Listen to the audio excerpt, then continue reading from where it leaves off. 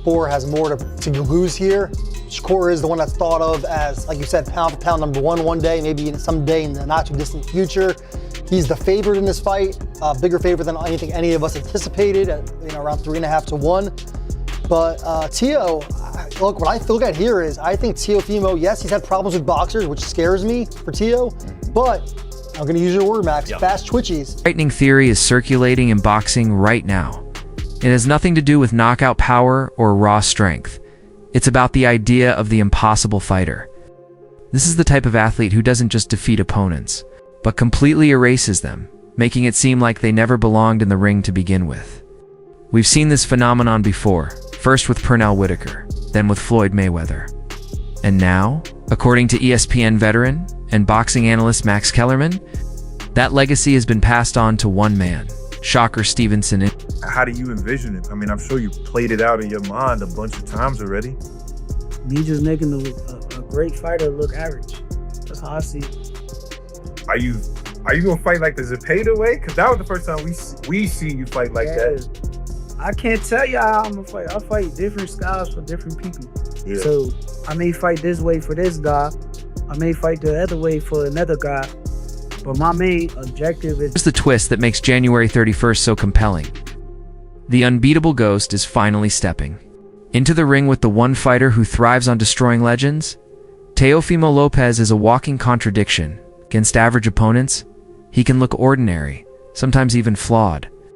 But when he faces a boxing god, he transforms into a monster. Max Kellerman and the Ring Magazine panel recently broke this matchup down.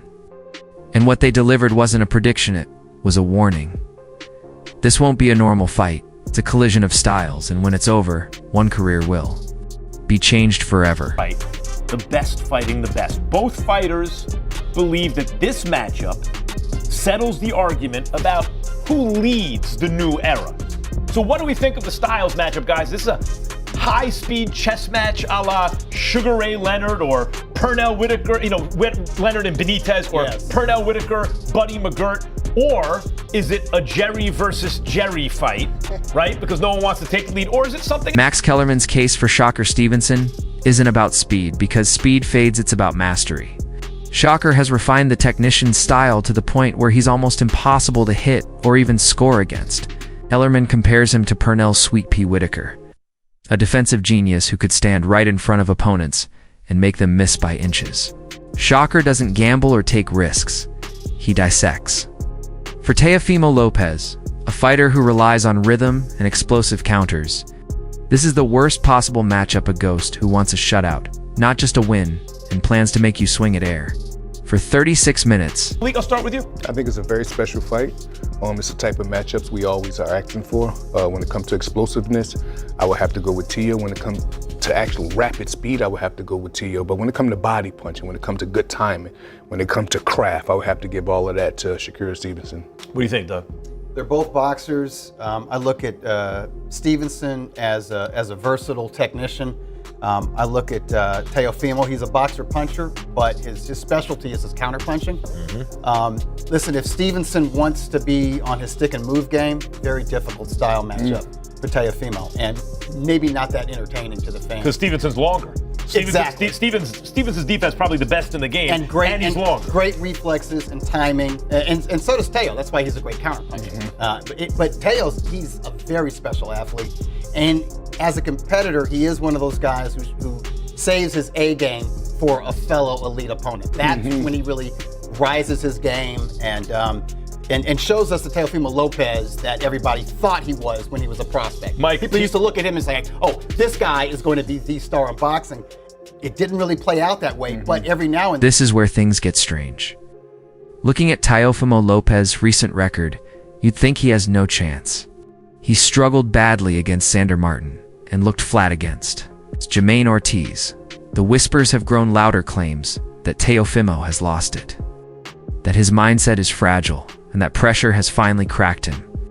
Many fans are already writing him off as damaged goods. Theo said that your defense isn't as elite as people think it is. It's impeccable. I disagree with him, but he said he don't think it's as impeccable as people think it is.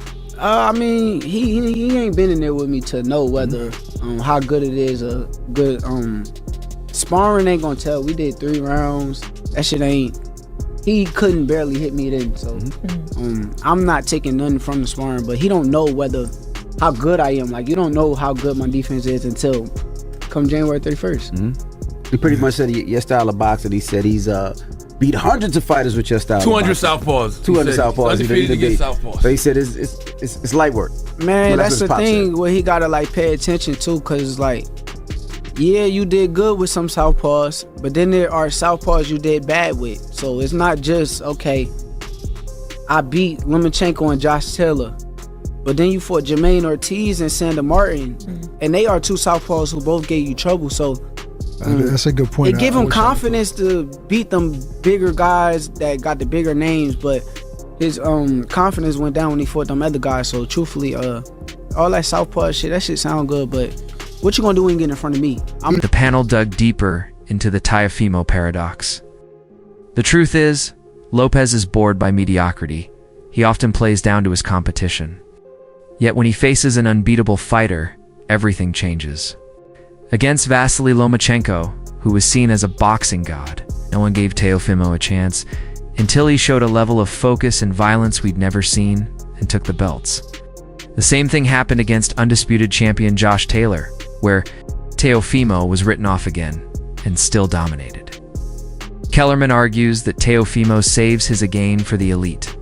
He needs fear to function, and facing Shakur Stevenson may be the ultimate trigger, meaning we could see a version of Lopez on January 31st that hasn't appeared in years. In both fights where he won the Ring Magazine Championship, he was the underdog.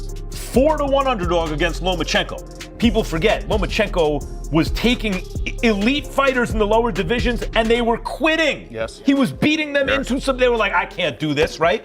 And Teofimo beat him, right? He outboxed him. Yeah, he didn't do it by physically imposing himself on him. He outboxed him, he Yeah. outfought him, he had speed, power, and then again against Josh Taylor at junior welterweight, he was the underdog. So he saves his best for his biggest moments. Yes, and Max, and look, I give Shakur a lot of credit, right? Because we see fighters like Bruce Ennis that want to do a tune-up fight at their first fight at the new weight, and like Devin Haney, Shakur saying, I'll go right to the top dog at 140.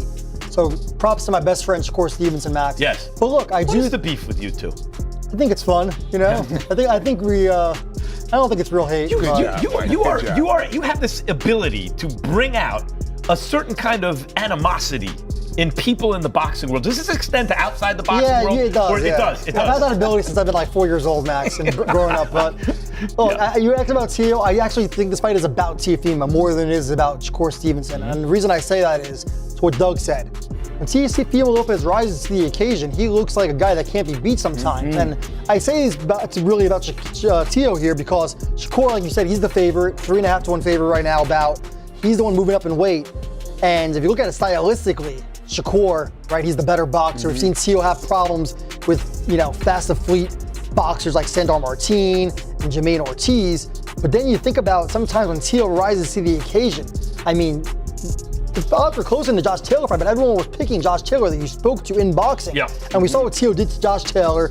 We saw what Teo did to Lomachenko. And one of the things that I think that gets lost in that fight against Lomachenko is Teo threw more than 100 punches in the final round to make sure he won that. Many think Shakur Stevenson will be smaller and weaker. At Ibai Sisherbamau, letting Teofimo Lopez bully him.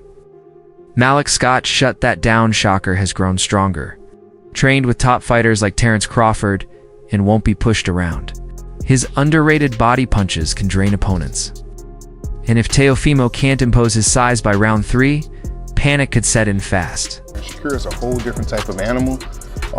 His ring IQ is up there with the best. He's getting literally, I don't know how many times we've seen 2 pound-for-pound fighters sparring each other. Shakur Stevenson is getting top quality work, literally top quality work. And that makes me want to ask, I wonder how he look at his opponents after boxing Bud so many times and always in camp with Bud, and not just in camp with him, sparring him. I'm sure that played a big... Teofimo Lopez fans should be nervous.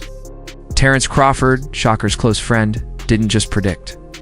He said Shakur will beat the hell out of Lopez, implying real physical damage. This isn't the cautious running and poking Shakur some expect. His panel noted he might stand in the pocket, trade, and break Lopez down physically. As Doug Fisher said, Shakur has a mean streak if he holds his ground, The fight could turn from a chess match into a street fight. Dangerous. Yes, but that's exactly the statement Shakur wants to make. He's not just skilled, he's dangerous.